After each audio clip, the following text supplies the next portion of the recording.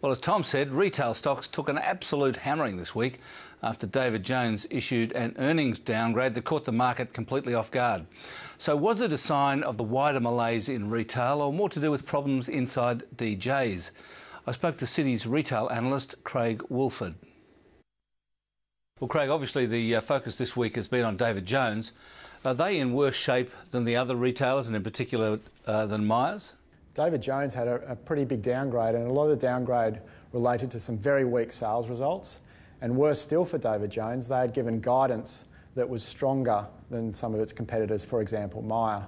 So the downgrade certainly relates to that issue around the expectations that they previously set compared with where things have panned out. But leaving aside the comparison with expectations, is David Jones got fundamentally more of a problem than other retailers? We haven't had results from the other retailers yet, but we certainly expect that David Jones will show a very steep decline relative to Myer. Does that mean that David Jones in particular has a real stock problem because they would have stocked up their stores for a certain level of sales which are being nowhere near met?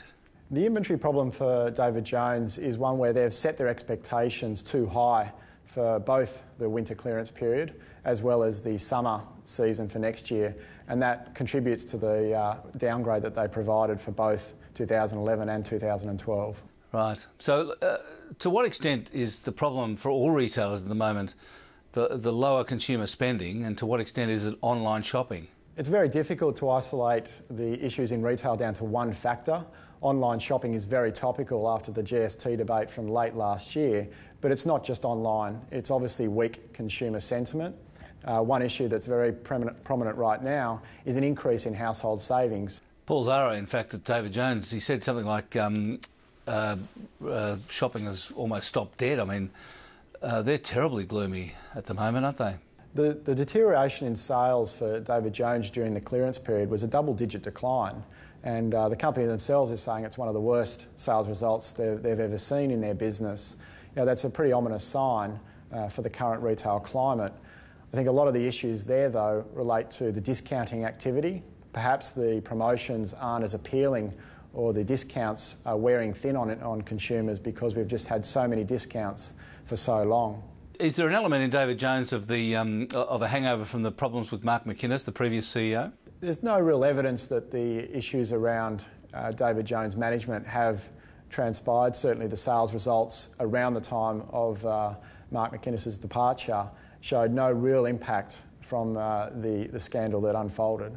The other issue then is has there been a deterioration in management since Mark McInnes left and Paul Zara took over? There's been a few changes of management at David Jones. However, the replacements have all been internal, and most of the executive remains very stable. The issues with David Jones have been one where the sales environment has deteriorated a lot more than they had anticipated, and I think any retail executive would have had difficulty dealing with an 11% decline in sales. So what's your outlook now? I mean, you telling clients to buy any retailers at all?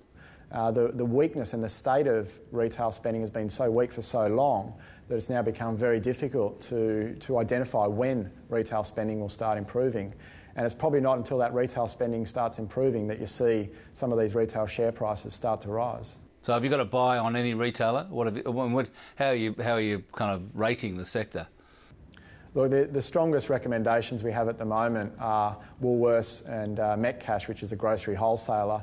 You know, these are businesses that are very defensive by nature.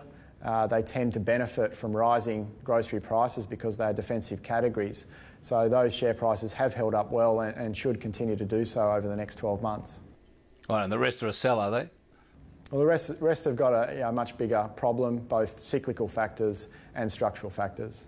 Thanks very much for joining us, Craig. Thanks, Alan.